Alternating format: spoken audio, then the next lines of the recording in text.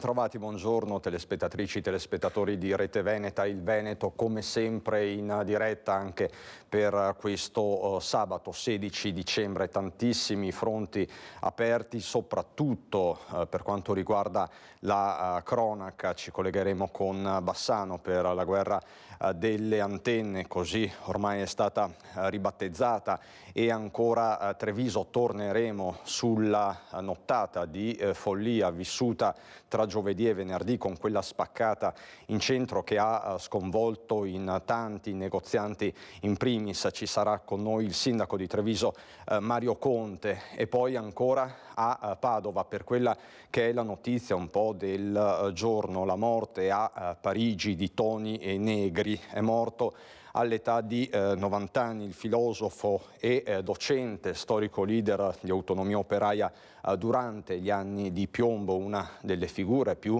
controverse di questi decenni. La notizia è stata annunciata da alcuni media dalla moglie Judith Rivel ed è stata confermata all'ANSA da Oreste Scalzone, ex leader di Potere Operaio e punto di riferimento a Parigi dei fuoriusciti italiani di quegli anni. Negri era padovano, era nato a Padova il 1° agosto del 1933 ed è stato tra i più importanti teorici della sinistra extraparlamentare del marxismo operaista già a partire dalla fine degli anni 60.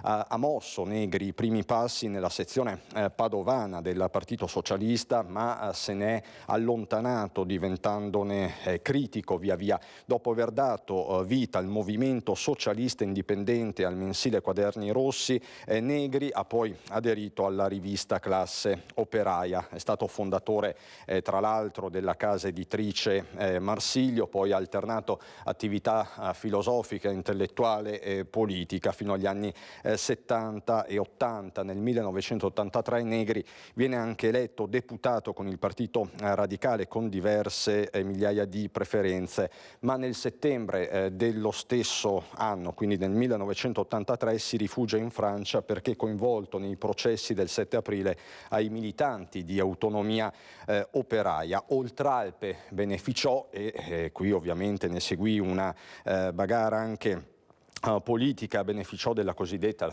la ricorderete, la dottrina Mitterrand. Insomma, una figura comunque storica che se ne fa e che appunto ha delle profonde radici venete. Tra l'altro ci collegheremo fra poco con Federico Fusetti da Padova, perché appunto Negri era originario di Padova e quindi avremo anche dei ricordi. Comunque fra poco ci collegheremo con la città del Santo. Dicevamo la cronaca, fra pochissimo andremo anche a Portogruaro dove sta iniziando la commemorazione per i 3 giovani morti l'8 dicembre scorso. La ricorderete, la strage dell'Immacolata, quei giovani che si trovavano all'interno di una BMW e che sono finiti in un canalone alle porte della città di Portogruaro, città che oggi soprattutto i giovani di Portogruaro renderanno un tributo a queste 3 vittime, poco più che 20 anni. Ma in attesa di andare con Ilaria Marchiori e Francesca Pezzo a Portogruaro, andiamo avanti con la cronaca e rimaniamo sulle strade del Veneto. Andiamo a Lonigo, dove un ciclista di 59 anni è stato trovato senza vita in un fossato. Un ciclista di 59 anni è stato trovato morto dopo l'una di notte riverso in un fossato lungo via Molino a Lonigo. Su segnalazione i vigili del fuoco e i sanitari del 118 sono arrivati e hanno tirato sull'uomo dal canale di scolo, ma il medico ne ha dovuto dichiarare la morte. Si presume che stesse rientrando a casa con la bicicletta quando, per cause ancora da accertare, è finito nella canaletta a bordo strada. La salma è stata messa a disposizione dell'autorità giudiziaria. Le operazioni dei vigili del fuoco sono terminate alle 4 dopo tutti i rilievi dei carabinieri. Rimaniamo sulle strade del Vicentino a Cornedo. Un'auto si è ribaltata dopo aver urtato altri 2 mezzi, ferito in maniera particolarmente grave un automobilista.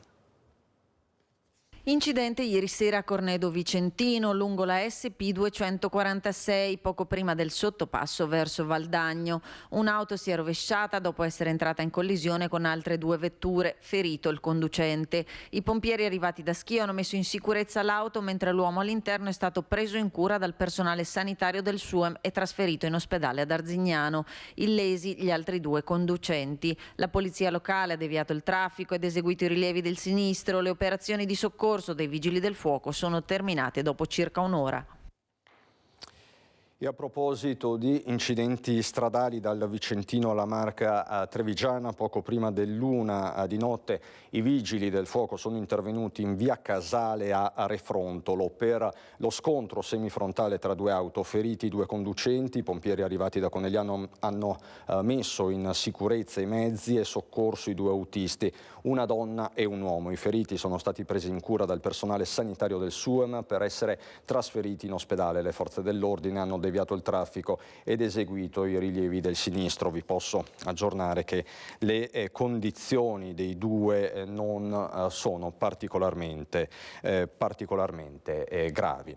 E andiamo a Venezia, al Marco Polo, ricercato per molestie e violenze fisiche nei confronti dell'ex compagno. Un uomo residente a Ravenna è stato arrestato all'aeroporto Marco Polo dopo essere sbarcato da un volo proveniente da Dubai, in esecuzione di un ordine di custodia cautelare agli arresti domiciliari emessa dal GIP della città romagnola. Il fatto risale all'11 dicembre ed è stato reso noto oggi dalla questura lagunare. L'uomo, con precedenti specifici per reati contro la persona, è stato sottoposto ai controlli di frontiera destinati ai passeggeri dei voli provenienti dai paesi extra Schengen. Gli agenti della polizia di frontiera hanno verificato la pendenza del provvedimento a suo carico. L'accusa è di condotte violente e vessatorie nel corso degli anni nei confronti della convivente, aumentate nell'ultimo anno dopo che la donna aveva deciso di interrompere il loro rapporto. Oltre alle violenze psicologiche, l'ex compagna è stata costretta anche a ricorrere alle cure mediche. Al termine dei controlli l'uomo è stato condotto nella sua abitazione in provincia di Ravenna. Rimaniamo nel veneziano. I vigili del fuoco hanno operato per buona parte della notte in via della Fonda a Noale per l'incendio divampato all'interno del ristorante Cortivo 2.0. Nessuna persona è rimasta ferita.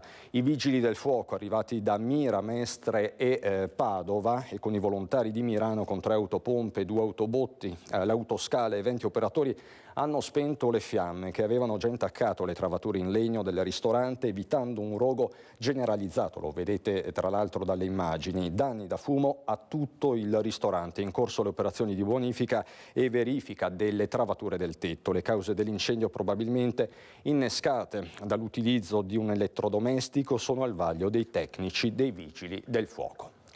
Noi, vi ricordo, siamo sempre in attesa di collegarci con Ilaria Marchiori da Portogruaro. In attesa appunto di farlo, vi raccontiamo quello che è successo nel pomeriggio di ieri a Valdobbiadene, l'ennesimo incidente sul lavoro.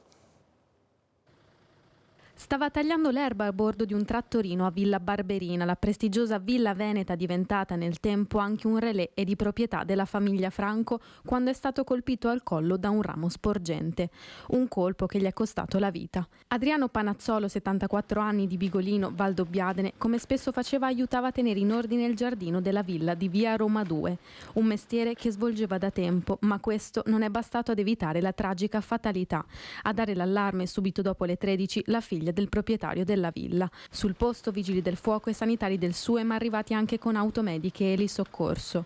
Un dispiegamento di forze imponente, tanto da allertare anche i cittadini che vivono nelle zone limitrofe. Ho visto pompieri, automediche, poi è arrivato l'elicottero che è stato un bel quarto d'ora lì sopra che ha sorvolato la zona dell'incidente.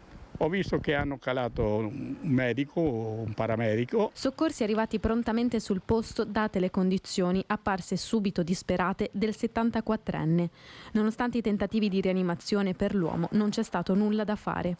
Sul posto per tutto il pomeriggio un viavai di forze dell'ordine e tecnici dello Spisal per accertare le esatte dinamiche della vicenda. che con Francesca Pezzo si trova a Portogruaro per la commemorazione. C'è la strage dell'Immacolata da ricordare, questi 3 giovani morti appunto nella notte dell'Immacolata. Ilaria. Sì, buongiorno Cristian, buongiorno ai nostri telespettatori. Ci troviamo qui in questo piazzale in via Stadio a Portogruaro, da dove a brevissimo inizierà questa commemorazione. Adesso vedete lì in fondo ci sono già le forze dell'ordine posizionate e sono già arrivate le prime auto come questa che vedete proprio qui alle mie spalle. Adesso ve la facciamo vedere con la telecamera, è una delle prime auto arrivate qui, ma ne sono previste almeno un centinaio, potrebbero arrivare anche 200 auto di ragazzi tutti appassionati di motori, appassionati anche di velocità, come ci ha raccontato qualcuno poco fa, però c'è stato anche detto quello che è successo l'8 dicembre in realtà è un messaggio per tutti noi, perché sì, amiamo l'alta velocità, però amiamo di più la vita, e quindi anche per questo motivo vorranno lanciare questo messaggio. Saranno in tanti, tutti insomma ragazzi che conoscevano Altin, il ragazzo che era alla guida quel giorno, ma anche le altre persone che hanno perso la vita nell'incidente. Ricordiamo 3 le vittime, e quindi questa commemorazione che inizierà a brevissimo qui in questo piazzale, probabilmente ci sarà anche proprio in ricordo, ma questo ancora non è definitivo. Mi hanno detto, lo decideranno a breve, quella che viene chiamata una sgasata, quindi proprio un'accelerata con i motori, e poi forse partirà anche un corteo con le auto fino al luogo dell'incidente, che si trova a circa un paio di chilometri da qui, quindi poco distante. Ecco, e queste dunque, Cristian, gli aggiornamenti finora. Noi ovviamente rimaniamo in attesa qui dell'inizio di questa commemorazione, che comunque, lo ricordo, proseguirà almeno fino alle 16. Assolutamente Ilaria, io ti ringrazio, grazie a te e Francesca Pezzo. Subito adesso in Piazza dei Signori a Treviso, dove per noi c'è la nostra Anna De Roberto. Torniamo sulla spaccata che ha sconvolto la città nella notte tra giovedì e venerdì. Anna, buongiorno. Eccoci Cristian, buongiorno dal cuore del centro, sotto la loggia, Piazza dei Signori alle nostre spalle, con una città particolarmente viva, devo dire, in questo sabato, come dire, pre-natalizio. Siamo con il sindaco Mario Conte, che ha fatto proprio visita al negozio Loschi in mattinata. Buongiorno sindaco, come ha trovato, com'era la situazione? Si sono già rimessi in carreggiata, che cosa le hanno detto? Ho voluto portare innanzitutto la mia solidarietà di tutta l'amministrazione per quanto è successo con queste modalità di rapina, che certamente sono brutte e lasciano anche grande dispiacere, ma ho visto un titolare dei dipendenti che avevano voglia di ripartire, tant'è che proprio oggi la vetrina era già stata ripristinata e tutto era tornato alla normalità. È un episodio certamente brutto che non siamo abituati e che non vogliamo abituarci. Adesso noi abbiamo già fornito tutto il materiale delle videocamere di sorveglianza ai carabinieri che stanno portando avanti le indagini, e siamo fiduciosi perché insomma la consapevolezza è che qui a Treviso comunque, grazie a un sistema di videosorveglianza, tutti coloro che compiono qualcosa poi vengono anche individuati, e quindi adesso lasciamo lavorare gli inquirenti perché si faccia chiarezza su quanto è successo, e lavoriamo perché non succeda più. Ed è stato proprio grazie alle immagini delle telecamere che l'auto, che poi è risultata rubata poco prima del colpo, è già stata trovata. Quindi ovviamente proseguono le indagini, ora si cercherà di capire, di dare un'identità alle persone che hanno compiuto questo colpo, in parte non riuscito perché ricorderete è scattato l'allarme, però sicuramente sicuramente c'è stata della refurtiva che potrebbe anche essere appunto stata richiesta su commissione. Sindaco, quindi telecamere di videosorveglianza, lei ritiene, ha sentito un sentimento, come dire, di insicurezza da parte dei commercianti, perché era davvero una vita che non accadeva una cosa di questo tipo e con queste modalità piuttosto efferate? Certamente episodi come questi minano la percezione di sicurezza, che è ben diversa dalla sicurezza reale,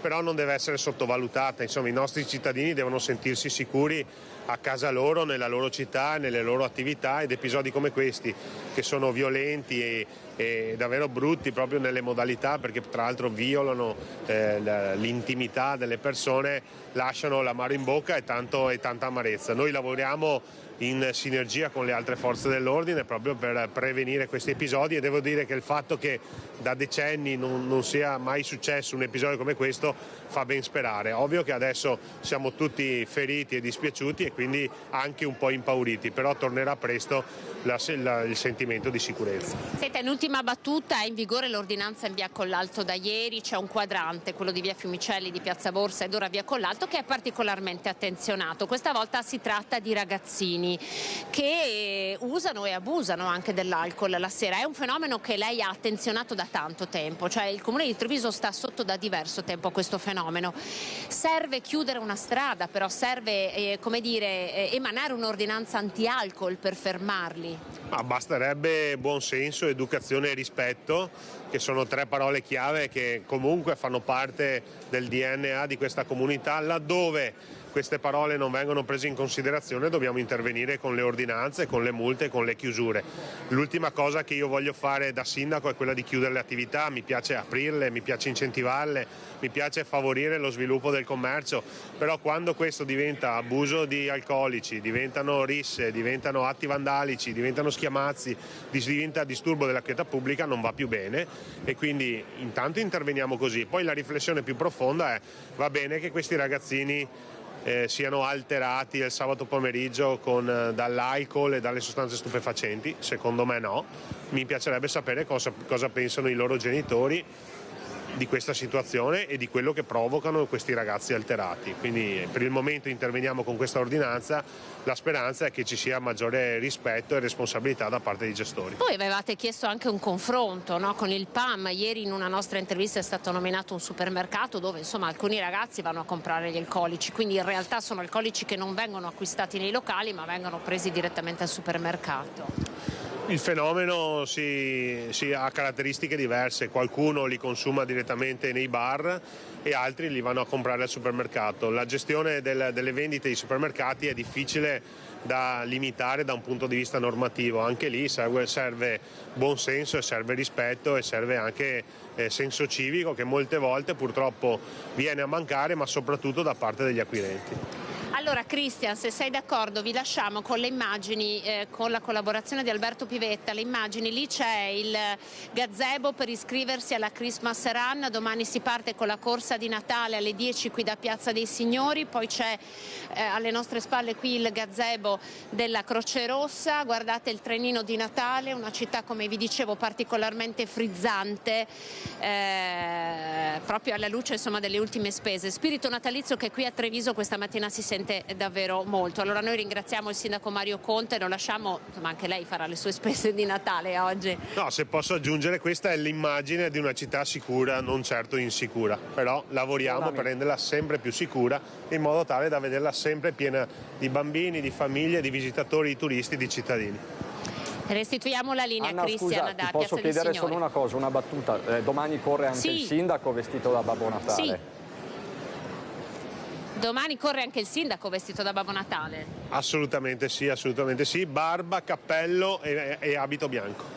Rosso, barba bianca, abito rosso, quindi insomma per chi volesse godersi questo spettacolo domani alle 10 si parte da Piazza dei Signori. Grazie mille Anna, grazie Anna De Roberto, con Alberto Pivetta, il sindaco Mario Conte, lo avete visto, dal cuore, dal salotto buono di Treviso, che però deve fare i conti con un problema, con questa spaccata, ma lo avete sentito dalla nostra Anna, è stata ritrovata l'auto usata come ariete contro le vetrine appunto del negozio Loschi. E noi ritorniamo alla cronaca, alle speranze finite per Claudio Chiumento, il 70enne di Crocetta del Montello, che era scomparso da casa il 13 dicembre. Nella giornata di ieri il corpo senza vita dell'uomo è stato rinvenuto nel canale Brentella, circa 600 metri a valle del ponte nel comune di Pederobba, dove era stata trovata la sua bicicletta. L'anziano è morto annegato, si esclude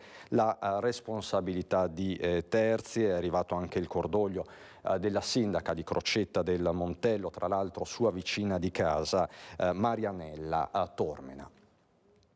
E noi proseguiamo con il nostro racconto, fra poco con Sharon Di Carlo andiamo a Bassano per un fronte caldo, caldissimo nonostante le temperature, quello delle antenne. Prima però la cronaca giudiziaria, perché dovrà rispondere di duplice omicidio di Diletta Miatello, l'ex vigilessa padovana, lo ricorderete.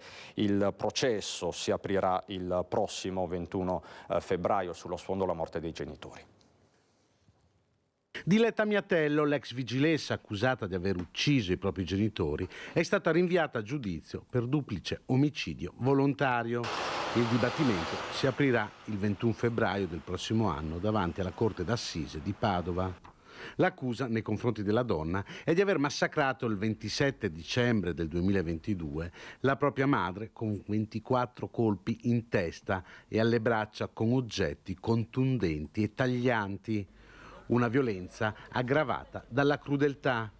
La 52enne dovrà rispondere anche dell'omicidio del padre, che non si trovava nella camera da letto dove c'è stata la violenza sulla madre. L'uomo, infatti, si trovava in soggiorno.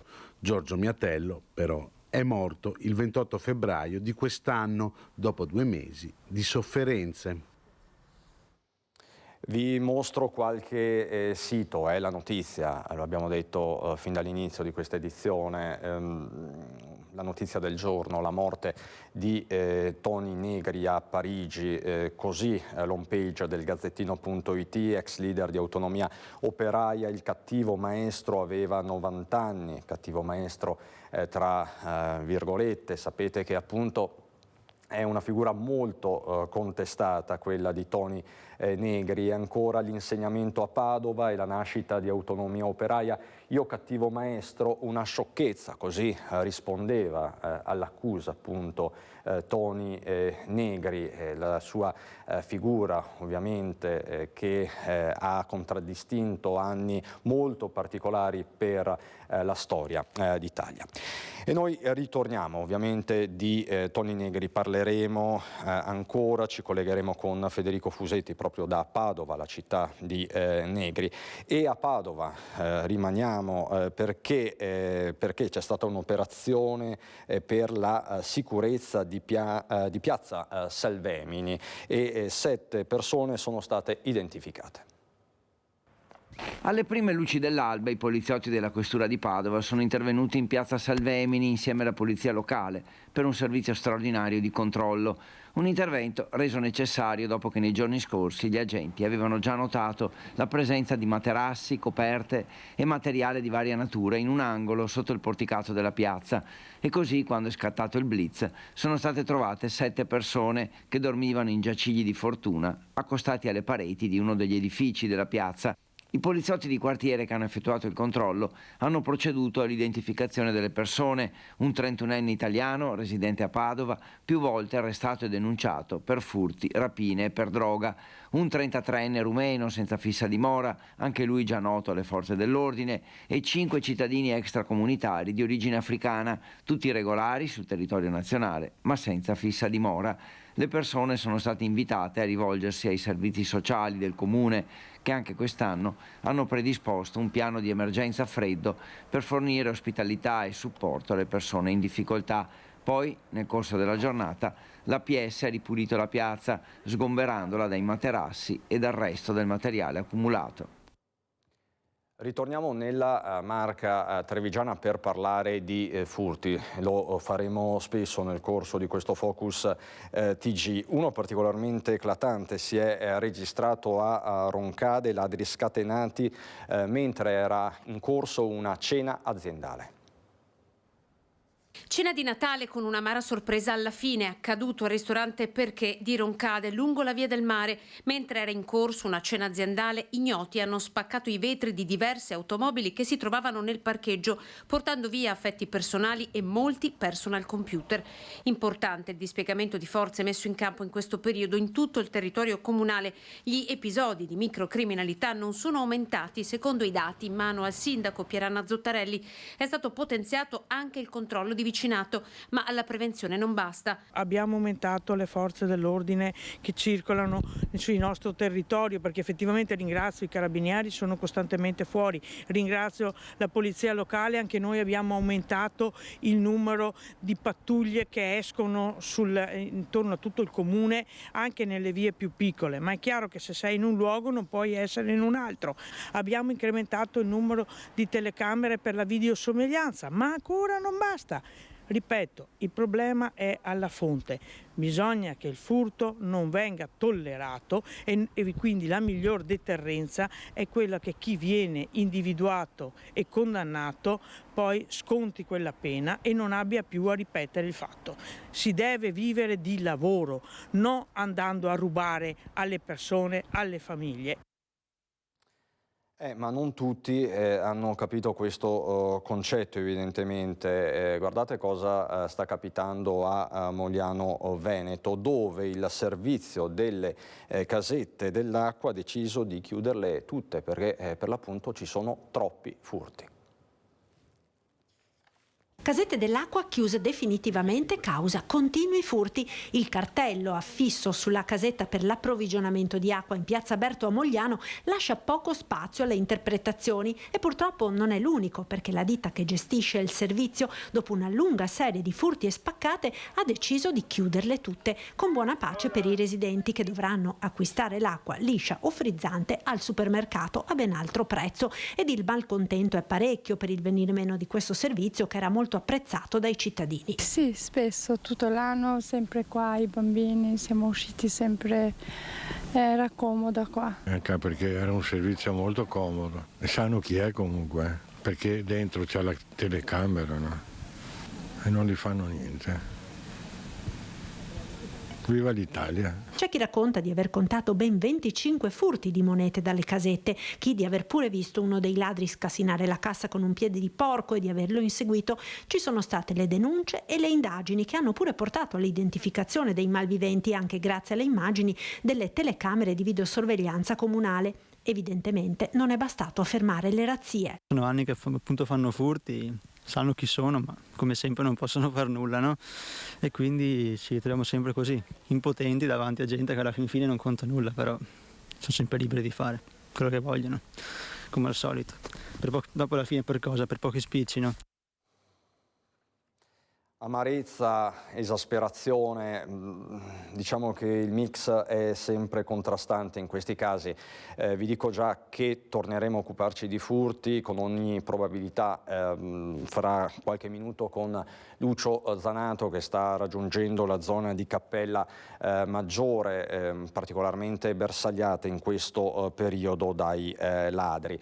Siamo sempre in attesa di collegarci con la nostra Sharon Di Carlo, anzi Sharon Di Carlo la vedo pronta, perché è prontissima, perché il fronte, come vi dicevo, è caldo, continua a essere caldo. È così, Sharon, da Bassano?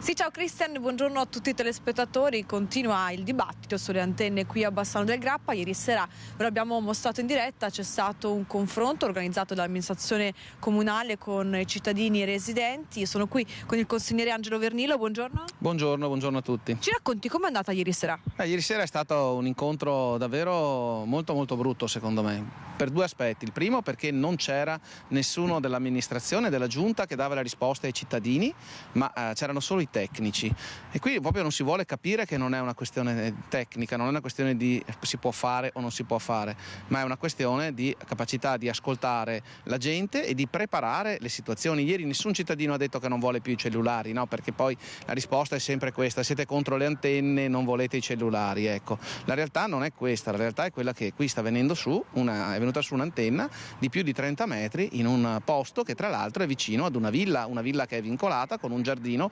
vincolato che va rispettato e tutelato. Noi ci auguriamo che la sovrintendenza intervenga al più presto per spostare o mascherare, sarebbe meglio spostare in un'area più consona questa antenna. In realtà ieri c'era l'amministrazione comunale, era anche in prima fila, però ha fatto un passo indietro, se così possiamo dire, non ha risposto alle domande. Sì, qui è la nostra amministrazione comunale, dell'amministrazione Pavan, da 4 anni sembra che tutto quello che succede a Bassano non riguardi questa amministrazione, gli passa sopra la testa, no? Quindi loro non ci sono, non è responsabilità loro, non hanno possibilità di scelta o di decisione. Noi da anni che diciamo che questo non è un atteggiamento di chi vuole amministrare una città, di chi ha a cuore una comunità, ma è l'atteggiamento di chi è lì, non si sa a questo punto per far cosa. Per fortuna mancano pochi mesi, speriamo che non succedano troppi danni. Anche perché, Cristian, il punto è questo, non è solo un tema ovviamente estetico, che come vedete è veramente molto impattante, ma anche una questione di preoccupazione per la salute. Adesso ho appena parlato con tanti residenti qui del quartiere, la cosa che mi dicono è: noi siamo veramente preoccupati per la salute in questo momento. Sì, dire che non c'è nessun tipo di problema è un modo per nascondere la polvere sotto il tappeto. Un'amministrazione seria, degli amministratori seri che si candidano ad essere il riferimento di una comunità, devono prendersi a cuore questa problematica, affrontarla con serietà e trovare delle soluzioni e delle mitigazioni migliori possibili. Ci sono dei diritti da compenetrare, quello di essere in connessione, di poter comunicare, ma c'è il diritto alla salute, che è un diritto superiore, è un diritto costituzionalmente garantito. Noi abbiamo un regolamento delle antenne importante che va attuato e va anche fatto rispettare. I residenti hanno detto che ieri hanno anche comunicato che la prossima antenna sarà in Piazza delle Poste camuffata. Questo purtroppo... Cosa vuol dire?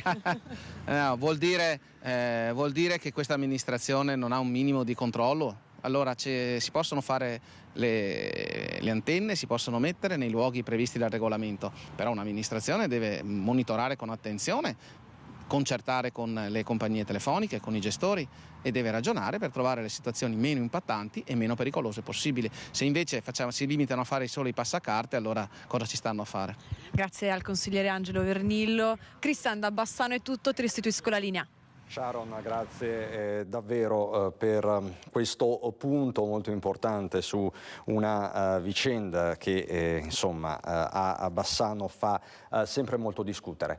Ritorniamo a Portogruaro, dove è in corso la commemorazione per i giovani vittime della strage dell'Immacolata. C'è di nuovo per noi la nostra Ilaria Marchiori. Ilaria.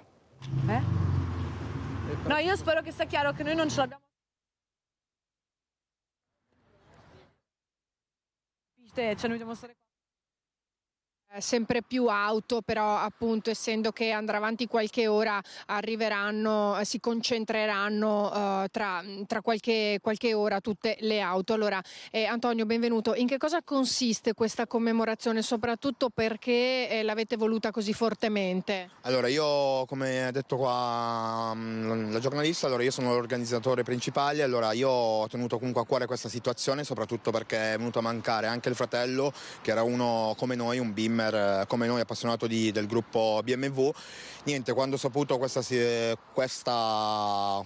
tragico incidente ho preso subito la situazione comunque in mano e ho voluto comunque commemorare un ritrovo comunque fra tutti noi comunque bimmer. Specifico che comunque oggi sarà un ritrovo, ma non sarà un solito raduno come facciamo di solito comunque noi.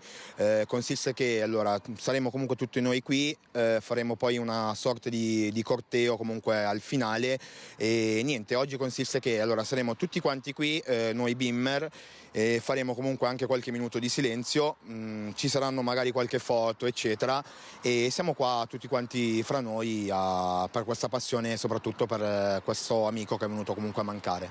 Ecco Antonio, specifichiamolo perché ovviamente per chi non masticasse di motori, ma soprattutto anche di quello che sono i vostri raduni, i vostri incontri, che differenza c'è tra un vostro incontro, cioè tra un vostro raduno canonico e quello di oggi? Perché c'è una differenza sostanziale. Esatto, allora oggi consiste che oggi saremo qui fra tutti noi Bimmer, come ho detto poco fa, oggi sarà un ritrovo ma non specifico, non sarà un raduno classico come faremo comunque tutti quanti noi.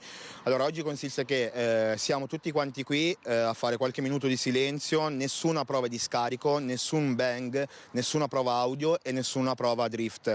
Allora consiste che la differenza tra raduno e ritrovo io lo spiego comunque subito. Allora il raduno consiste che comunque ci saranno comunque un'infinità comunque di macchine, faremo comunque prove scarico, prove audio, prove drift e tutto quanto. Oggi consiste che siamo qua tutti noi per portare rispetto comunque a queste vittime qua, visto che erano appassionate comunque come noi. E c'è anche una raccolta fondi. Esatto, c'è una raccolta fondi che abbiamo allestito comunque un gazebo per chi viene comunque da fuori, ci sarà una sorta di salvadanaio che comunque andranno comunque alle famiglie delle vittime.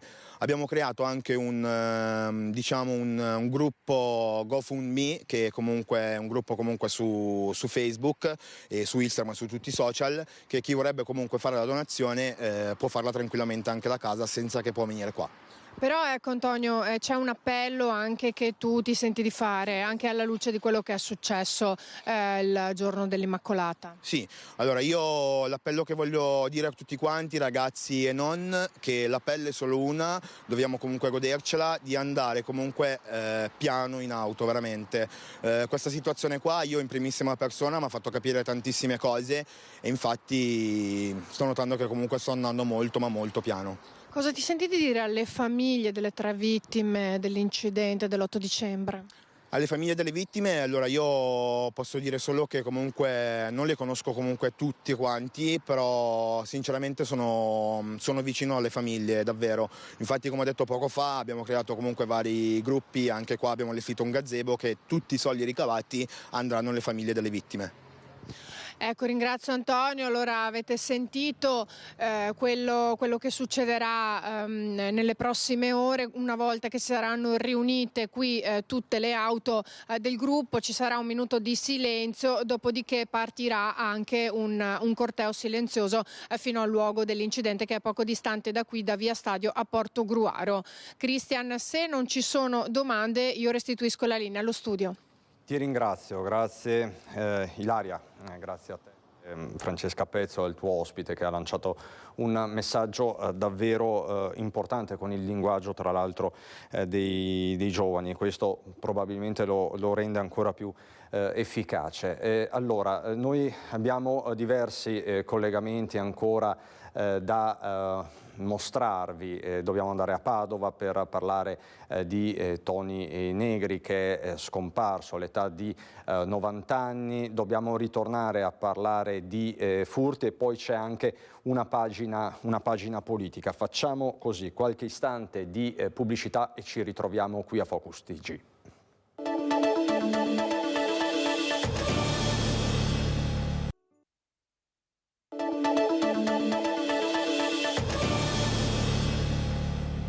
Di nuovo in diretta per continuare il racconto di questo sabato a Nord-Est, dominato dalla notizia, lo vedete, ve la ripropongo, dal Gazzettino.it, della morte a Parigi di Tony Negri, ex leader di Autonomia Operaia. Aveva 90 anni, cattivo maestro, è stato definito da più parti, ma lui stesso ribatteva: io cattivo maestro, una sciocchezza. Dovremo a breve collegarci con Padova, con il nostro Federico Fusetti, che ha un ospite che conosceva molto bene Tony Negri, ma in attesa di farlo, in attesa di collegarci con Federico Fusetti, torniamo su una vicenda che ha fatto discutere non solo la provincia di Treviso, il Veneto, la vicenda di Elena, la studentessa dell'Istituto Sartor di Castelfranco, malata di tumore, che aveva chiesto la possibilità di assistere alle lezioni scolastiche da casa, dall'ospedale, comunque a distanza. Una richiesta che inizialmente non era stata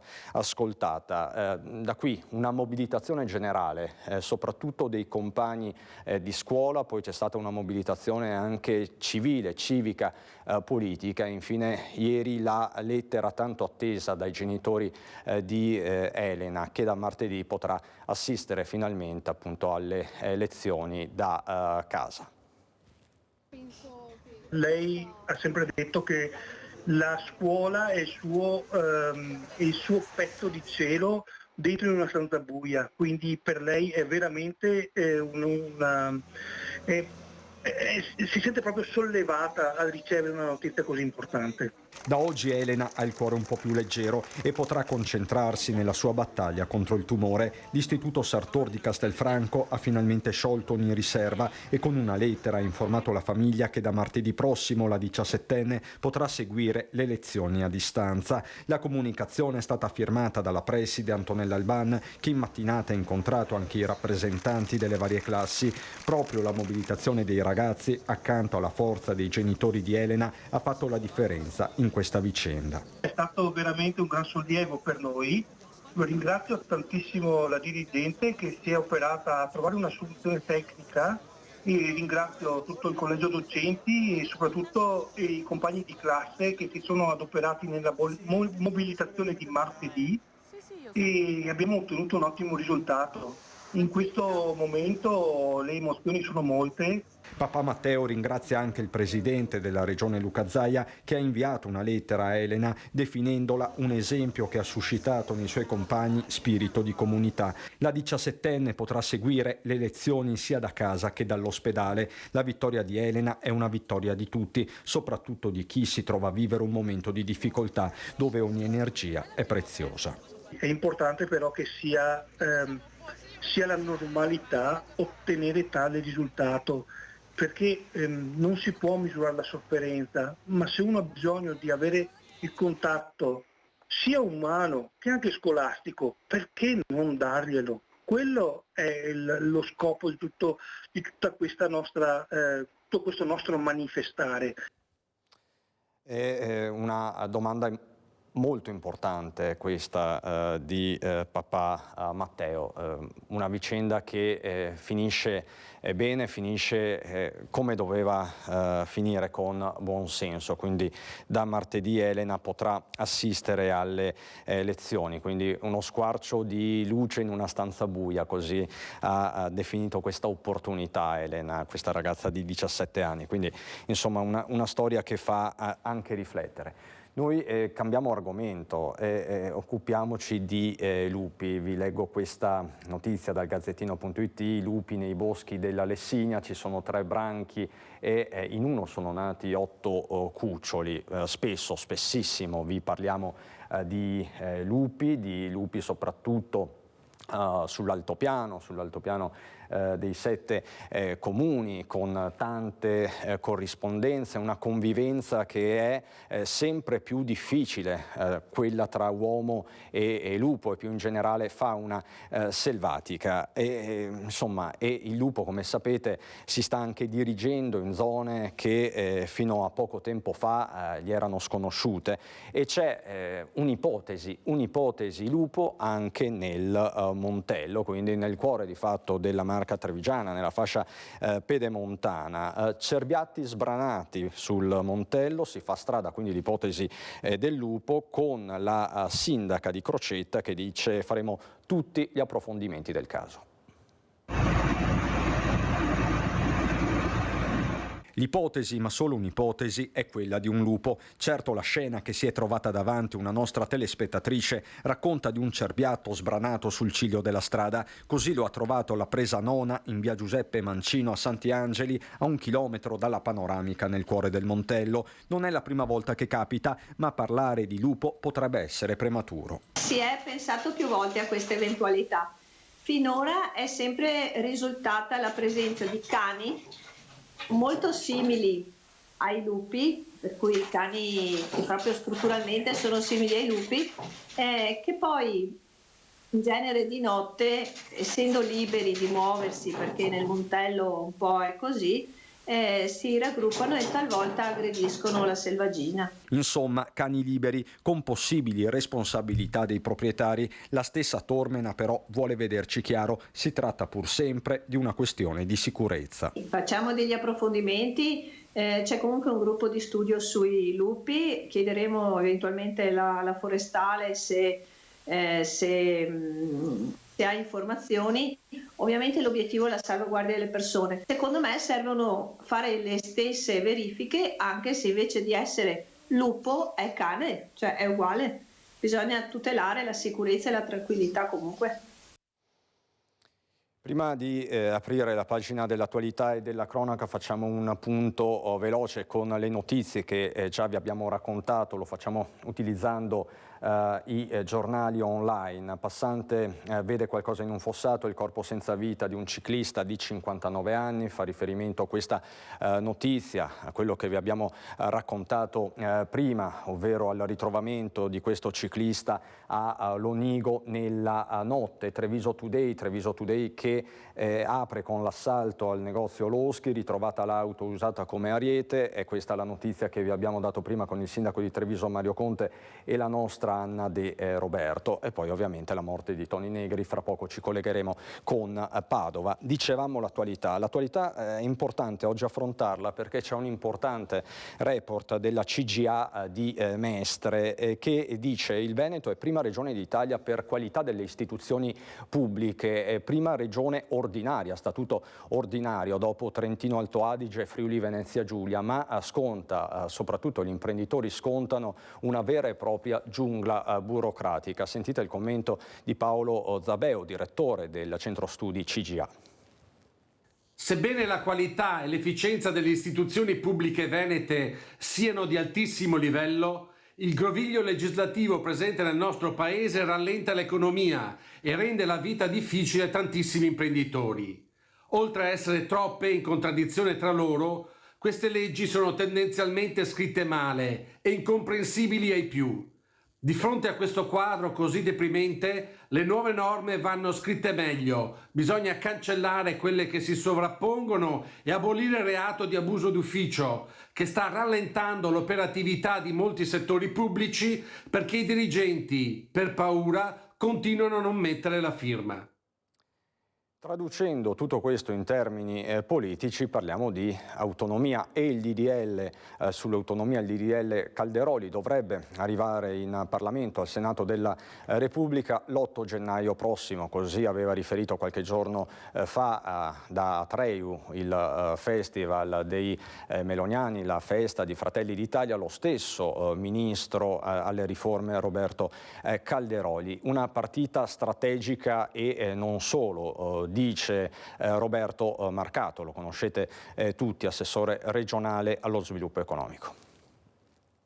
Che cosa potremmo raccontare ai veneti? Cioè, questa volta siamo in un'alleanza che condivide questo progetto autonomista. Calderoli ha messo in piedi tutta una serie di elementi. Abbiamo messo anche i livelli essenziali in modo tale che nessuno potesse in qualche modo aggrapparsi alle disuguaglianze. Abbiamo fatto tutti i compiti per casa. Cioè, io francamente vado dai veneti a dire: no, guarda che insomma, se aspettiamo altri 20 anni forse, no, non è possibile, io non me la sento. Voi stessi scandite ogni giorno la distanza, no, che c'è fra quel referendum e l'oggi. Ecco, io francamente non posso andare a dire ai veneti che ci sono elementi ancora di... Dopodiché il Parlamento boccia tutto. Dopo i parlamentari che hanno bocciato questa riforma di civiltà, di sviluppo, lo verranno a spiegare in campagna elettorale ai veneti. Cioè, c'è nessun problema, basta assumersi le responsabilità. E c'è un'altra partita importante che riguarda una zona specifica, la zona logistica semplificata Porto di Venezia Rodigino. Come sapete è una delle partite, dei fronti aperti tra l'altro dallo stesso Marcato, che nei giorni scorsi ha lanciato ai parlamentari veneti un guanto di sfida, sostanzialmente dicendo ma insomma non ne sento più parlare, state facendo qualcosa soprattutto per dare attuazione a una delle misure specifiche di questa ZLS, che è il credito d'imposta per le imprese operanti nell'area. E sentite cosa ha aggiunto Marcato proprio su questo tema. Si tratta di un risultato per i veneti. A me che ci sia la ZLS o non ci sia, per Marcato Roberto, per il cittadino Marcato Roberto cambia poco. Non ho aziende da insediare, non ho credito d'imposta da ottenere, non ho lavoratori da mettere, non ho nessun interesse personale. È un risultato importante per il Veneto e lo dirò sempre fino all'ossesso. Noi dobbiamo continuare a dare ulteriore capacità al Veneto, perché assieme a Lombardia ed Emilia Romagna è la regione traino di questo paese. Se si ferma questa economia, si ferma il paese. Quindi dare risorse alla ZLS del Veneto significa mettere benzina nel motore nazionale, non solo nel nostro territorio. Non so più come dirlo, non so più come farmi spiegare su questo, per cui chiunque mi dia una mano su questa questione dà una mano ai veneti, ma dà una mano al paese. Per cui per questo io mi sono rivolto ai parlamentari, non per rompere le scatole, ma perché c'è bisogno di fare, che facciano in fretta. Adesso serve un passaggio burocratico, va bene, facciamolo, cosa ci vorrà, ma sembra che sia tutto, che ci siano questi ambiti sacrali, no? Dove queste cattedrali dove bisogna entrare, ma non si sa come, c'è la bolla papale. Mamma mia, sono uffici. Serve una firma e ciapa a bicicletta, va là, fa firmare questo documento, porta a casa, spedisce all'assessore Marcato e lui parte con la cabina di regia e iniziamo a portare le aziende in Polesine e a Porto Marghera. Cioè, sembra che c'è il Consiglio di Stato, mamma mia, cos'è sta roba? Cioè, da chi è fatto? Non so cosa sono, alieni? Saranno uomini e donne come tutti, no? Cioè, e quando vai a Roma improvvisamente l'orologio rallenta, le lancette vanno più piano e sembra tutto, ma sai, bisogna sentire. Insomma, un vero e proprio sfogo quello di Roberto Marcato. Siamo pronti a collegarci con Fusetti da Padova per il ricordo di Toni Negri, qualche istante di pubblicità.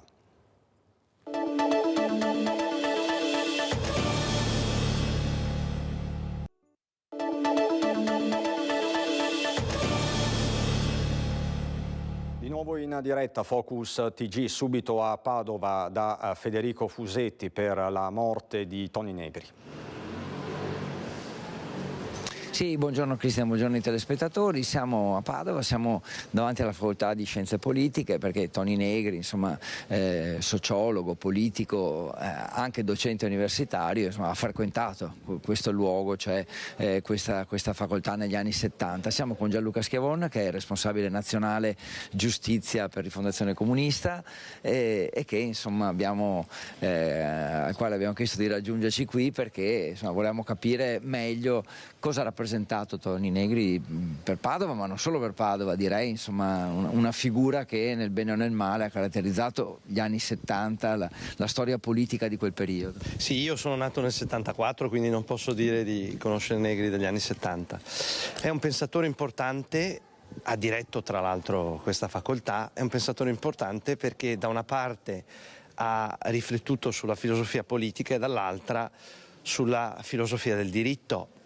È stato il primo pensatore a capire la modernizzazione capitalistica nell'industria, l'operaismo, e poi a capire che quel modello di sviluppo era superato e quindi il post-operaismo e quindi la dimensione dello sfruttamento del lavoro dentro e fuori dalla fabbrica. È un pensatore importante nel 2000, ha scritto un libro importante che si chiama L'Impero, poi Moltitudine, perché ha capito per primo il superamento dello Stato nazionale e il ruolo delle organizzazioni multilaterali mondiali e quindi il livello nuovo di sfruttamento dell'uomo a livello mondiale, e in questo è un pensatore, direi, tradizionalmente marxista, cioè che pensa al superamento del capitale. Una storia un po' controversa, poi ha avuto anche vicende giudiziarie, è stato in carcere, poi all'estero, in esilio. Che cosa possiamo dire, cosa può lasciare, ecco, in eredità a tutti noi? Beh, lascia un metodo, il metodo della ricerca sociale, dello studio profondo, e anche da militante marxista provare a studiare il mondo per cambiarlo. Lei riferiva dei processi e dei procedimenti, il più famoso, quello relativo al Blitz del 7 aprile del 79. Bene, il grosso delle accuse nei giudizi caddero poi. È una stagione importante non solo per Padova ma per tutto il Veneto, perché era il Veneto che si stava modernizzando, che si stava arricchendo e che aveva quindi, in quanto un'area ricca, nuove forme di sfruttamento. Ultima cosa, lei l'ha conosciuto direttamente? Sì, l'ho conosciuto, era un padre di famiglia, era molto attaccato a Venezia, la sua seconda città, poi ha vissuto molta parte della sua vita a Parigi, in cui insegnava alla Sorbona, e è un pensatore che sta nei libri di storia del pensiero politico. Grazie Federico. per aver ripercorso un po' quegli anni importanti, Cristian. Grazie davvero Federico Fusetti e al tuo ospite Gianluca Schiavon. Chiaramente di Negri parleremo a lungo, torneremo sulla sua figura anche nel corso dei nostri telegiornali serali. Siamo davvero alle battute conclusive. Io vi ricordo, abbiamo aperto con la notizia del ritrovamento dell'auto utilizzata per la spaccata a Loschi nel cuore di Treviso. Abbiamo intervistato a tal proposito la nostra Anna De Roberto, il sindaco Mario Conte. Siamo stati poi a Portogruaro, dove è in corso la commemorazione dei giovani morti nella strage dell'Immacolata, e ancora a Bassano per la guerra delle antenne, così è stata ovviamente denominata. Abbiamo parlato poi di furti e siamo tornati sul tema dell'autonomia, anche con la ricerca del giorno della CGA del Veneto. Tutti i temi che metteremo in fila nel corso dei nostri telegiornali serali. Ci lasciamo con degli auguri però speciali che vengono rivolti a Ivana Spagna da parte di Luca Zaia, a un'icona veneta, così viene definita da Zaia, la cantante veronese che è nata nel 1954 a Borghetto di Valeggio sul Mincio, quindi nel veronese, artista internazionale e ovviamente signora della musica italiana, e gli auguri ovviamente di Zaia a Ivana Spagna. Chiudiamo così, chiudiamo in musica questo nostro appuntamento con il Focus TG. Vi ringrazio davvero per l'attenzione, grazie anche a Francesco Cerona e Renato Capoia in regia. Buon proseguimento.